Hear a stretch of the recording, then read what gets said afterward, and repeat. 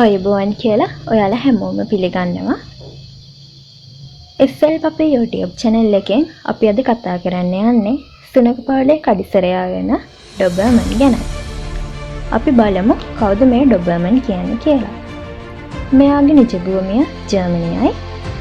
ඉතිහාසය ගැන කතා කරොත් 19 වන සියවසේදී ලූයිස් ඩොබර්මන් කියන පුද්ගලයා විසින් එකල තම බදු එකතු කිරීමේ කාර්යය පහසු කර ගැනීම සඳහා වර්ග කිහිපයක් එකතු කරලා තමයි මේ ඩොබර්මන් සුනඛයාව හදලා තියෙන්නේ. 1870 දී තමයි පළවෙනි ඩොබර්මන් සුනඛයාව සාර්ථකව හදාගන්න පුළුවන් වෙලා තියෙන්නේ. German shepherd, German short hair, great Dane, greyhound, Weimaraner, Beauceron, German pinscher සහ රොට් වයිලර් කියන මේ බ්‍රීඩ් යොදාගෙන තමයි ඩොබර්මන්ව හදලා තියෙන්නේ.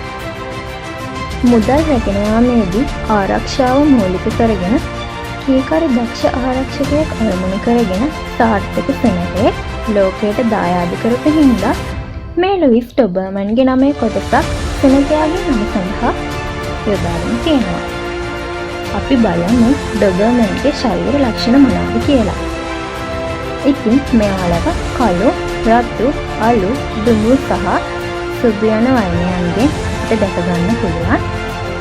හිසේ සිට වර්ගය දක්වා ප්‍රධාන වර්ණයක්.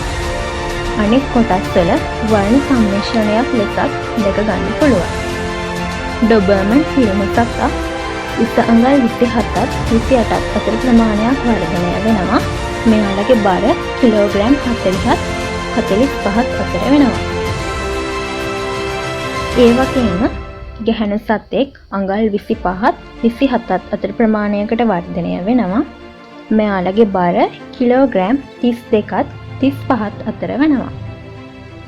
ඉතින් මේ ඩොබර්මන්ස්ලව රැක බලා ගන්නා ක්‍රමය සහ මොවුන්ගේ පරම්පරා පසුබිම අනුව මෙම උස බර සම්මතය වෙනස් වෙන්න පුළුවන්. ඉතින් මේ ඩොබර්මන්ස්ලගේ ආයු කාලය අවුරුදු 10ත් අවුරුදු 13ක් අතර වෙනවා. ඩොබර්මන්ස්ලා සාපේක්ෂව ගොඩක් ක්‍රියාශීලී. ඒ වගේම කුඩා කාලේ ඉඳලම ගොඩක් සැරට තමයි මෙයාලා හැදෙන්න බලන්නේ.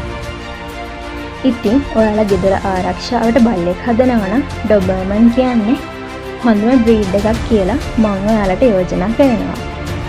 වන් මාස්ටර් ඩොග් කියන කැටගරි එකට මෙයාලව වැටෙනවා. ඉතින් හිතට අල්ලපු පුද්ගලයා කියන දේ අහන්න පොඩි කාලේ ඉඳලම මෙයාලව පෙළඹෙනවා. දඟ වුණත් මෙයාලව හොඳට ට්‍රේන් කරගන්න පුළුවන්. පොඩි කාලේ ඉඳලම ව්‍යායාම කියන්නේ මෙයාලට අතිශයින් වැදගත් දෙයක්.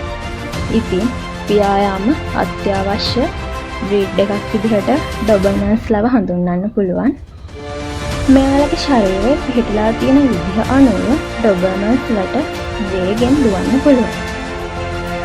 ඉතින් ඩොබර්මන්ස් රස්නේ දේශගුණයට ගොඩක් ප්‍රිය කරනවා. සීතල දේශගුණයට නම් මෙයාලා ටිකක් ඔරොත්තු දෙනවා අඩුයි. මෙයාලා ලෝකෙ සැලම සුනඛ බ්‍රීඩ් වලින් එකක්. ලෙඩක් හැදුනාම තමන් විසින්ම ඒ යටපත් කරගන්න උත්සාහ කරනවා. ඒ නිසා මෙයාලා ලොකු අවධානයකින් බලා ගන්න වෙනවා. මොකද මෙයාලට ලෙඩක් හැදුනත් ලෙඩේ හොයාගන්න ටිකක් අමාරු වෙන්න පුළුවන්. ඉතින් ඔයාලා ඩොබර්මන් කෙනෙක් හදන්න හිතාගෙන ඉන්නා නම් හොඳ නිරීක්ෂණයකින් මෙයාලව හදන්න ඕනි. ඒ වගේම අවසාන වශයෙන් තවත් දෙයක් කියන්නම්. ඩොබර්මන් කියන්නේ තමන්ගේ ස්වාමියාට පණ ඇරලා ආදරය කරන සුනඛ වර්ගයක්. ඉතින් මං හිතනවා අද වීඩියෝ එකෙන් ඔයාලා ඩොබර්මන්ස්ලා ගැන පොඩි හරි අවබෝධයක් ලබා ගන්න ඇති කියලා. දිගටම අපිත් එක්ක රැඳිලා ඉන්න. ස්තුතියි.